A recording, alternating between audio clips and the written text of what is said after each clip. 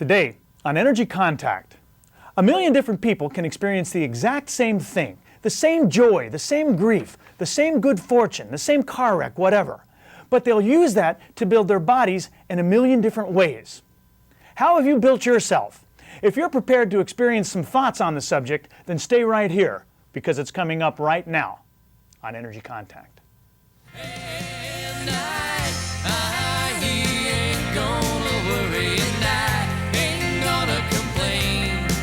I'm gonna drive away all these doubts I've been keeping, and I'll keep my mind on better things.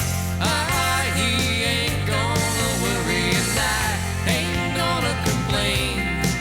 I'm gonna drive away all these doubts I've been keeping, and I'll keep my mind on better things. Just keep my mind on better things.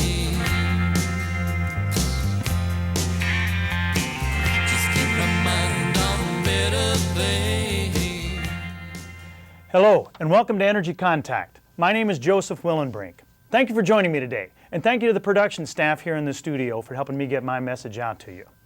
Energy Contact is a series that I'm presenting to you as a public service. It's about attaining perfect health, growth, self-improvement, happiness, and realizing your full potential. It's designed to present you a new way of looking at yourself and a new way of looking at the world around you.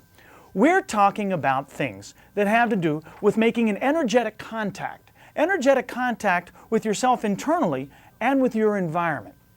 There's no difference between the body, the mind, the spirit, the emotion, the intellect, the ego. There's no difference between mass and energy. There is something about us that likes to dismantle ourselves, take ourselves apart, put a little piece under the microscope, under a vacuum. But, in fact, all that health and growth and self-improvement we're talking about take place when we do just the opposite, when we put these things together, when we make an energetic contact between the physical world and the unseen one. We're presenting on these programs a brand new paradigm that is thousands of years old. We're presenting extraordinary topics for ordinary people. And let's move right ahead with that. Let's bring up our first slide. Everyone please know that I am not a doctor. I don't want to be a doctor. This show is in no way a medical advice show, so please do not look for medical advice here. I might call myself an energy healer or a chakra healer, so might the people who've come to me. But it's important to know that state, federal, and local governments absolutely do not. They do not consider me any such thing. It's good to know that. There's important information on this slide. Please read it completely and thoroughly, if you will. We're going to leave it up there for a couple more seconds. And when you've got it down, if you would, please locate a pencil and paper. Here's why. At the end of this show, we're going to run some credits, and on those credits, there's going to be contact information for me. I'm sort of hoping that there might be something you'll hear on today's show that might inspire you to contact me with a question or a comment or something, and I will be glad to hear from you. But in order to contact me, you're going to need my contact information. In order to get it, you're going to need a pencil and paper. Now, there'll be plenty of time to jot it down at the end of the show if the pencil and paper is ready. All right, everybody got that down? Here we are back. Today's show is show number 5. And if you're tuning in for the first time today, thank you. Thanks and welcome. I think you'll enjoy the show today. These shows are sequential. They build. And as we progress further through the series, they'll build even more. But I'm doing my very best to make each show as complete as possible on a standalone basis. And so there's plenty of information on today's show all by itself. If, however, it is your first time, and if what you see piques your interest, then I invite you to look for earlier shows. They will be airing later, either re-airing right here, or perhaps airing in the different neighborhoods where your friends might live. If you look for them, I'll appreciate it. And now, it's the time of the show where we bring my co-host on. Let's get Slim on camera. Slim is here for a reason. Here's my buddy Slim. Since we're looking at what energy contacts in the physical self on this show, we have to understand a few things, don't we? We have to understand something about energy. And this program is a show about energy. But all of that energy out there somewhere in some nebulous place does us no good whatsoever. It does us no good until we understand that thing that the energy contacts. Slim is here to help us with that, to show us the thing that the energy contacts. Remember, a body without energy is just a corpse. You can go to the funeral parlor and see them all day long. And energy without a body, it might be a number of cool things, but none of them are human. All right, let's move forward. Previously on Energy Contact, we've discussed how thought creates form. We've seen how attitude, opinions, proactions and reactions to life's pushes and pulls how those things shape our physical body and how our physical bodies shape those things. It goes back and forth. And so we saw that our bodies might be uneven or sick or distorted because our thoughts are uneven or sick or distorted. We saw that we are all made of the exact same materials, atoms. We looked at them in detail in previous shows. We saw that they're basically just big bags of nothing. They're just big empty things, and they're all completely identical, undistinguishable, interchangeable. A carbon atom on you or me is the same as a carbon atom in a drop of gasoline or on anything else. So, judging from our identical makeup, we ought to all look alike, huh? Think alike, feel alike. But we don't. We, in fact, introduced a quite diverse cast of characters over the past couple of shows. We've seen a rigid person, a deflated person, a happy person, a depressed person, an angry person, an anxious person. We've seen how all these people have built themselves out of these same building materials quite differently. Not just physically, but mentally, spiritually, emotionally, everything. How do we do that? Well, we saw that there are some internal forces that we all have in us that animate us, things that influence our building. These things are the things that make us alive, that make us something other than that corpse. They're breath, pulse, wave, frequency, constant motion. And we saw that all of these invisible forces interact with other invisible forces on the outside of us, the external forces, the things that push us down and pull us around and knock us and tear us apart. We saw gravity, entropy, energy. Well, today, we've got more outside forces to look at, more bumps, more traumas. Lucky us. We're going to look at some more of those pushes and pulls, the blows, the bumps and bruises, the kisses and hugs that are foisted upon us or gifted upon us, however the case might be, from our external environment. And we're going to see how the internal forces within us shape and build us using those external forces, and vice versa. We're going to see how we sort of change and exchange shapes with our environment, and how we all do it differently.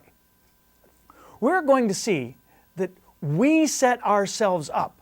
We've seen that we build ourselves. We're going to look at that more. But we set ourselves up. We set ourselves up for sickness or health, success or failure, happiness or sadness, beauty or ugliness. We do it.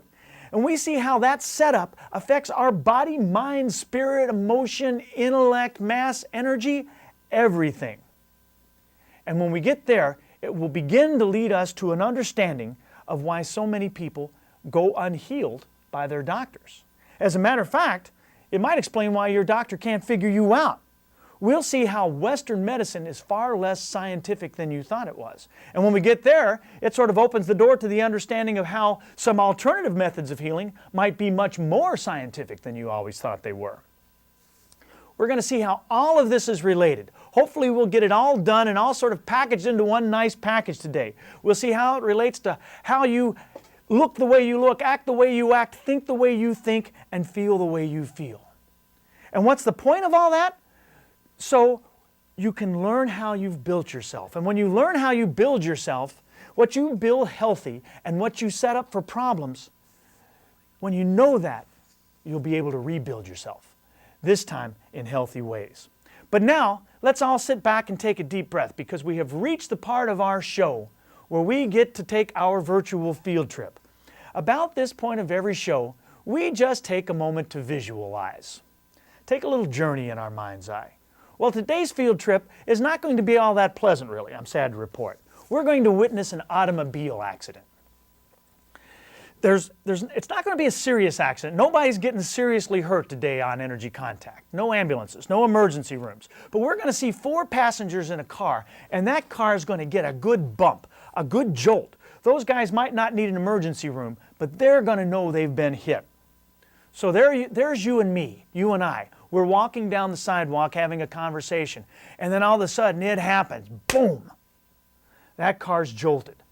And we look in that car and we see those 4 people, obviously shook up. And they start getting out of the car one by one. And one guy's going, oh goodness, my neck. Oh, and the other guy's going, oh, my back. The other guy stumbles out of the car. He just has to go and sit next to a building. He says, oh, my knees, I can't even stand up. And about that time, the 4th guy gets out of the car and he says, whoa, man, what a rush. Hey, are you guys all okay? 4th guy isn't hurt at all. Hold that thought.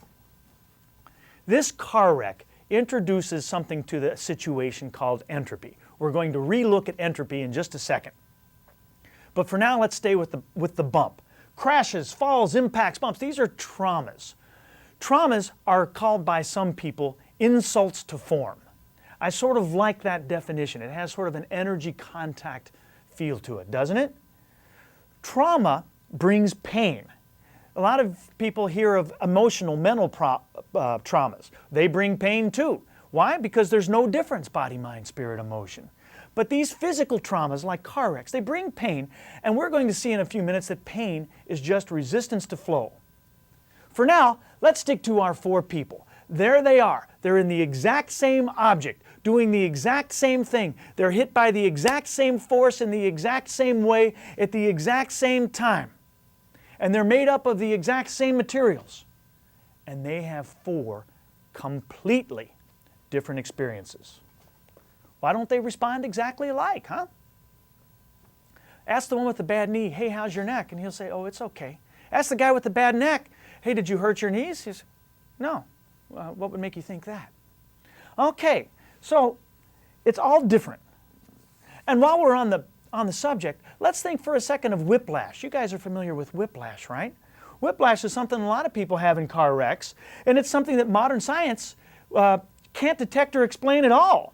It's like so many back and pain syndromes, it's undetectable. What's up with that? And so many people just cast it off as a fake injury. And some people fake it for that reason. But some people have experienced whiplash and they know that it hurts and that pain is real. What's up with that pain? Is it physical? Maybe the doctors would find it if it was. Is it energetic? All right, hold that thought too, because it's time to take a look at entropy. So what is entropy? We've looked at it over the past shows. We'll take a brief look again. Entropy is one of those external forces that act upon us. And all you really need to know to understand entropy is this. We can take a drinking glass, take it out to the sidewalk, and throw it down on the sidewalk, and we will get thousands and thousands of pieces, some big chunks, some little shards, some slivers, every time. But try as we may, we cannot take 1,000 pieces and throw them down on the sidewalk and get a drinking glass. That's Isaac Newton's second law of thermodynamics. If you had high school physics, they explain it in millions of ways, how the disorder of the universe is increasing, how warmth disperses and accelerates the disorganization of molecular distribution. All that stuff, technical stuff, hard to understand sounding stuff, it's not important. All you need to know about entropy is that things fall apart all by themselves. You can put things together, but that takes work. Another quick example, take for example a building.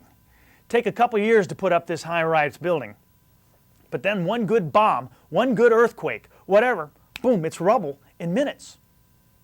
Just minutes. Want to rebuild? Well, sure you can, but it's going to take another couple years. All right, entropy has a partner. They work very close together. Gravity. The law of gravity is also one of Isaac Newton's favorite subjects. And the law of gravity, whereas the law of entropy says things fall apart, the law of gravity says things fall down. It's a little more intuitive. We sort of are all more familiar with this. Now this is very important, what I'm about to tell you though. If we do nothing, the law of entropy says that we will fall apart. And the law of gravity says that we will fall down. So if you are doing nothing, right now, you're falling apart and you're falling down. What's up with that? How can that be?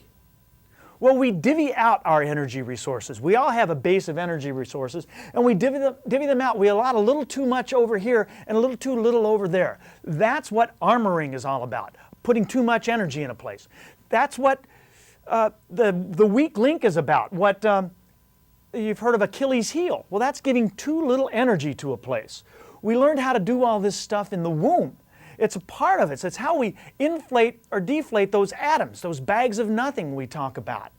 The places where we overly short ourselves or overly indulge ourselves, those are the places where we set ourselves up for illness and injury.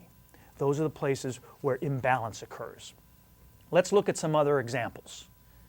In my work, I work with lots of different types of people, including a lot of people who have been in car accidents. So I had a fellow who came to me once, and by the time he came to me, it had been about 15 years earlier that he'd had his car wreck, and 15 years later, he was still waking up in pain every day. And he said he'd tried hundreds of things to deal with that, and maybe he did, but I've also got a feeling that maybe he just tried one thing hundreds of times. All right, but by the time this guy came to me, he was trying something different. Also, by the time this guy came to me, he was strung out on pain relievers. He was strung out on opiates. Opiates are like heroin. What pusher got him hooked on drugs like that?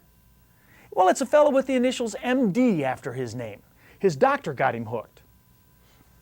All right, this fellow listened to my story very politely. And then he said, you know, I didn't hurt my back. A pickup truck did. And so I answered, oh yeah? At the time of the wreck, what hurt? And he said, oh, everything worked. Everything hurt. I was in an ambulance. I was in the emergency room in IC for a day or so. So I just went right down the list. I said, did your head hurt? Yeah. Neck hurt? Yeah. Shoulders? Yeah. Chest? You get the idea. On down the line. I said, okay, who healed those things? And he said, nobody. I said, well, how'd they get better? He said, well, they just got better. All by themselves. Really?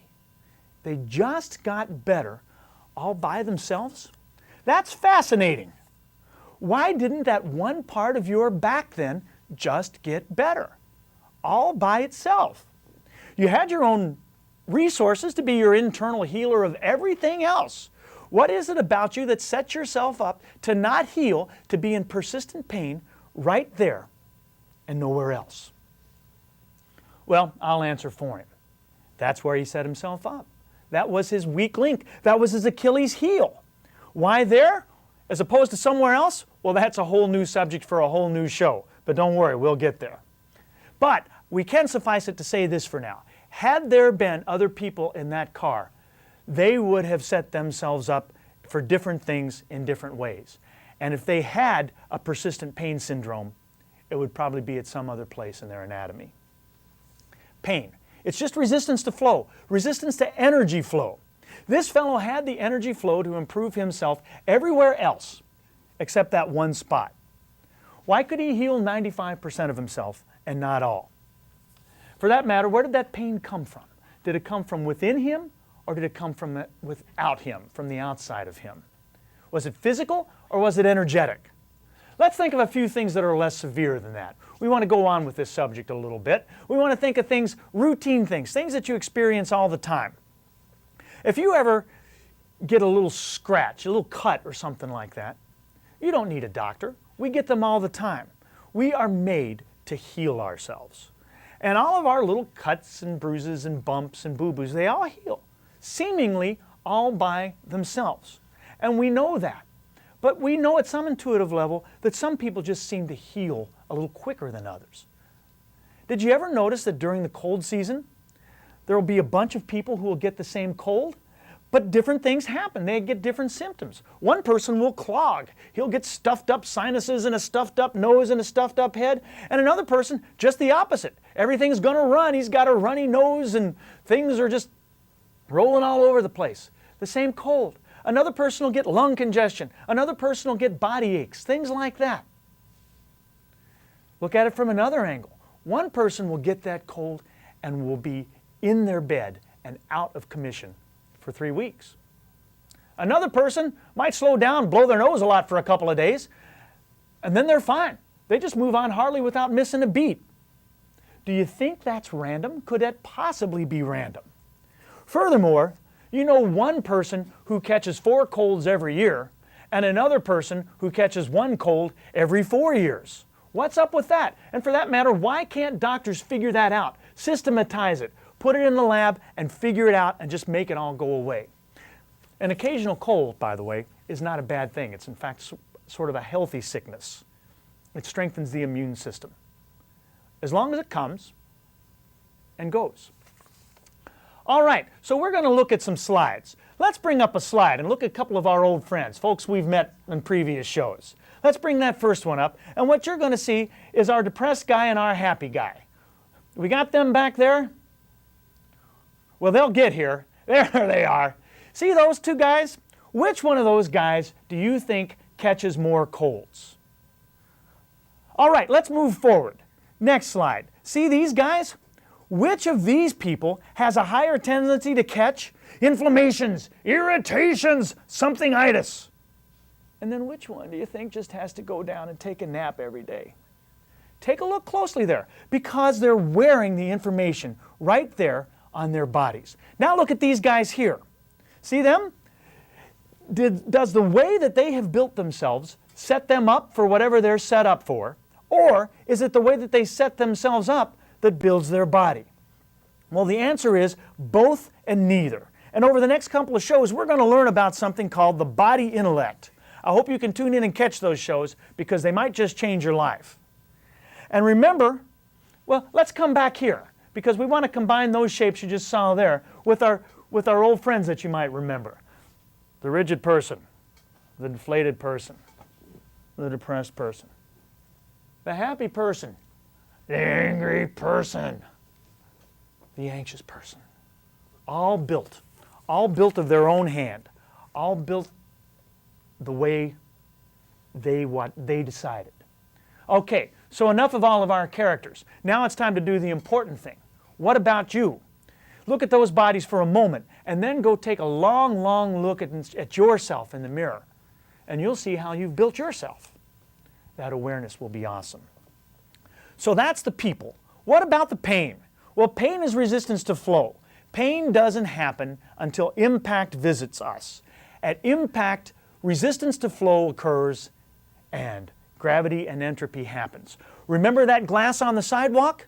It's not the throw that breaks that glass. If you took a video of me throwing that glass down on the sidewalk and did a stop frame right before it hits, you'd see a perfectly whole glass.